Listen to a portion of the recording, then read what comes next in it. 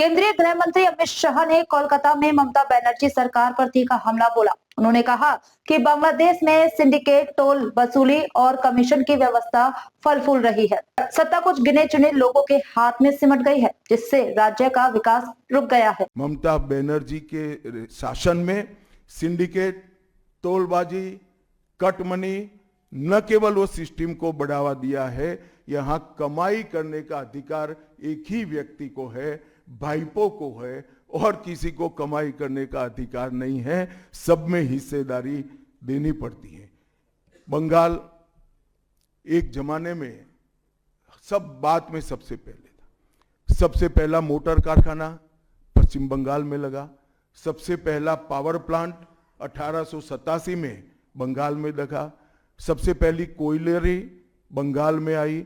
सबसे पहला steel plant Bengal में लगा। देश की सबसे पहली हाई राइज बिल्डिंग बंगाल में बनी। देश की सबसे पहली जूट मिल बंगाल में बनी। देश की पहली मेट्रो ट्रेन बंगाल में आई। एक ही शहर में 2 पोर्ट एक ही जगह है, बंगाल में है। और देश की सबसे पहली आधुनिक यूनिवर्सिटी कलकत्ता यूनिवर्सिटी भी बंगाल में बनी। और विश्व प्रसिद्ध विश्व भारती यूनिवर्सिटी भी, जिसने भारतीय शिक्षा के कंसेप्ट को जमीन पर उतारा, वो भी बंगाल में बनी। मगर ममता जी, आप गौरव मत करिएगा, इसमें से कुछ आपके समय में नहीं हुआ है। ये जो करने वाले थे, उनके पूरे रिदम को, इनकी लय को, बंगाल की विकास की गति को तोड़ने का आप काम करें।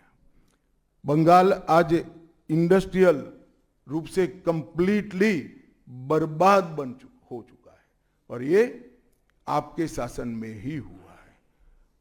आधा अधूरा तो कम्युनिस्ट बेचारे कर कर गए थे, आपने तो पूरा ही समाप्त कर दिया। सिंडिकेट राज, तालेबाजी, शत्रुतापूर्ण माहौल, इसके कारण 2011 से 25 के बीच में 7000 से ज्यादा कंपनियां बंगाल छोड़कर बंगाल के बाहर चली गई।